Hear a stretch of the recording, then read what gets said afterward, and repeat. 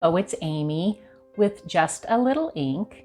I am an independent demonstrator with Stampin' Up, and I love sharing the things I learn with you. And so today I'd like to share with you a card that features no line watercolor, something that I have been wanting to learn for quite some time. And I'm using the Peaceful Boughs stamp set. It has a coordinating die set that you can purchase. It cuts out the pine cones and has a lot of other images that really accent this stamp set.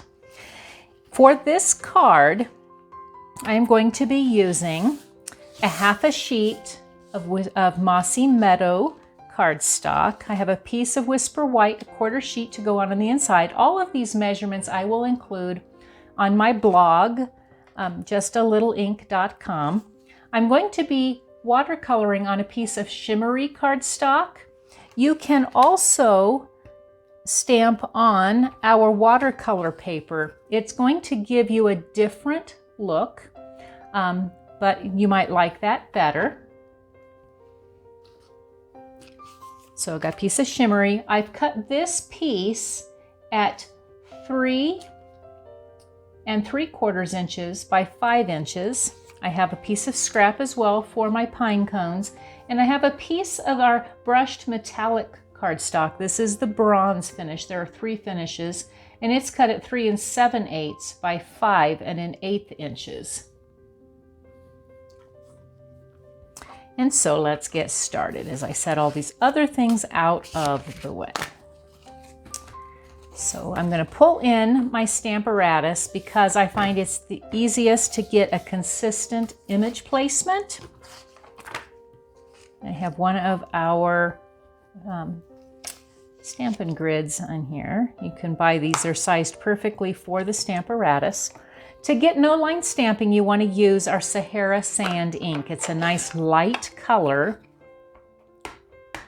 just enough to kind of give me a guideline of where I'm stamping.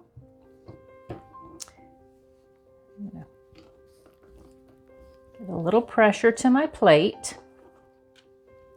There we go. And I'm also, so I'll set this out of the way for the moment. I'm also going to ink in Sahara Sand on my scrap piece the 2 pine cones. And I will cut those out with the coordinating die set.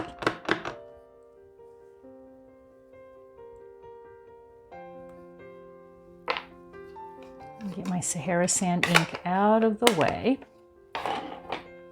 To watercolor, you could use a watercolor brush. However, I am using our new water painters. I'm using the smallest one, the smallest tip.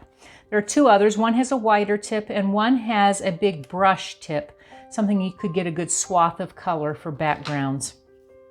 They hold water inside, and so you just keep replacing it. And I suggest you keep a piece of paper towel nearby. It gives you a chance to be able to either adjust your ink flow, your water flow, and to clean in between colors. All of our stamp pads, both the older style, which I have some of still, and our newer style, have a flexible bottom. And so if you push the bottom into the pad, you're going to get ink in the bottom, and you want to leave it this way. And so I'm going to pick up with my brush some of this is soft suede, and I'm going to come in along those lines with my stamp where it's left it, and I'm going to drag across, and the water eliminates all of those stamped lines, and it leaves a very artistic looking look, which I am not an artist, so to freehand watercolor, it would just not be me. Now, my mother had a wonderful talent for that. One of my sisters got that talent. I like to rubber stamp because I don't have it. And so this is a way to be artistic without having to be that creative or have that hand that can do that. So I'm going to come in and grab all of my stems with my soft suede ink, just dragging it across. I need a little darker. I want this to blend a little more. I'm going to come in and drag it the other direction. All the places that would have a hard stem, I'm going to use my soft suede. I'm also going to use the soft suede ink on my pine cones, and I'm only going to do part of one here. I'm going to kind of show you how I did this. I started at the top end, and I just came across filling in all of these little pieces of the pine cone. I don't worry if I leave a little bit of white space in between because it helps it to be a little more realistic.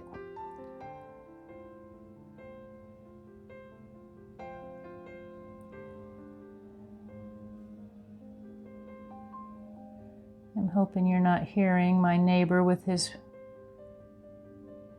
lawn tools. I'm not sure why they're deciding they're going to do lawn work on a November day, but they are.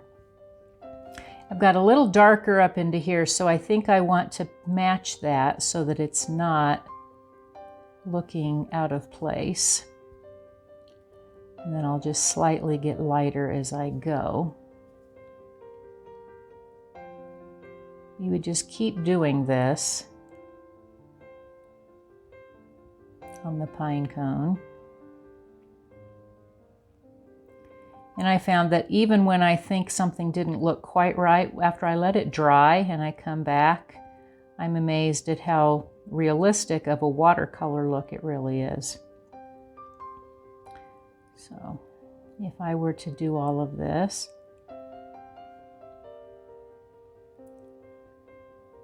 and dragging down into this little tip here, and said you can kind of add other colors as you go. I'm going to set this aside. I'm going to show you then a little bit on the pine branches. I've already pushed into my stamp pad. I'm going to clean my brush. Depending on how much of the color I pick up will determine how dark my pine fronds really are. So I'm going to come from the base out, and I'm going to let it drag to the tip.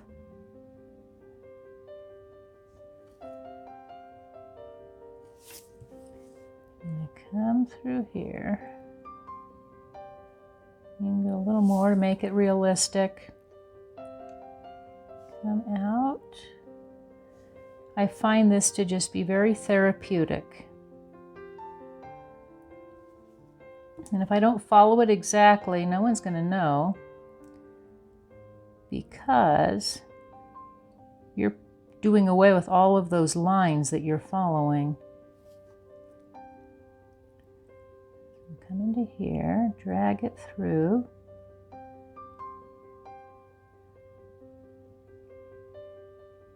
And you see how you just start to get a nice pretty watercolor look. And the water will dissipate all of the ink that we've stamped into here. I'll do just a little more.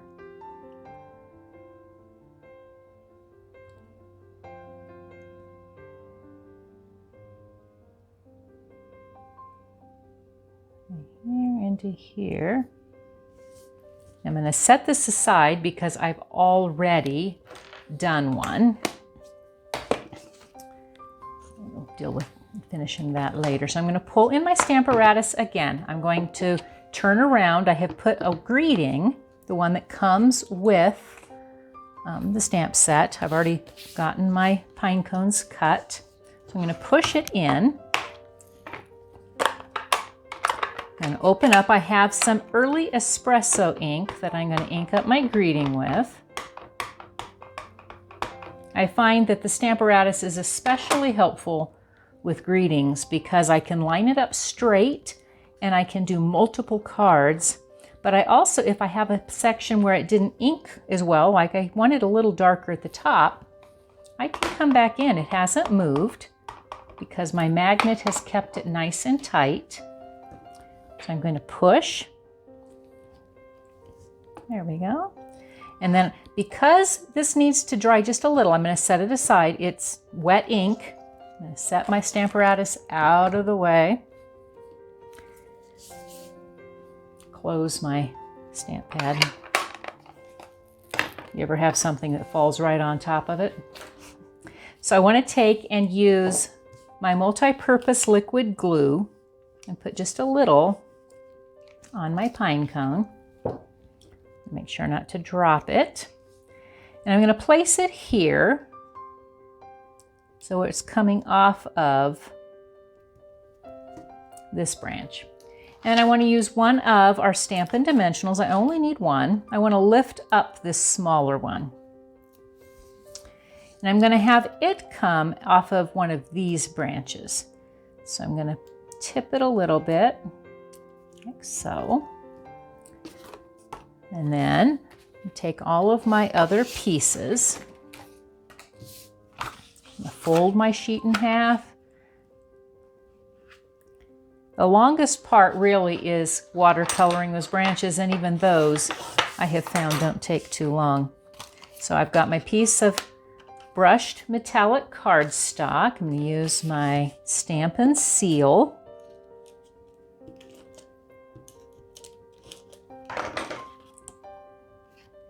Attach it to my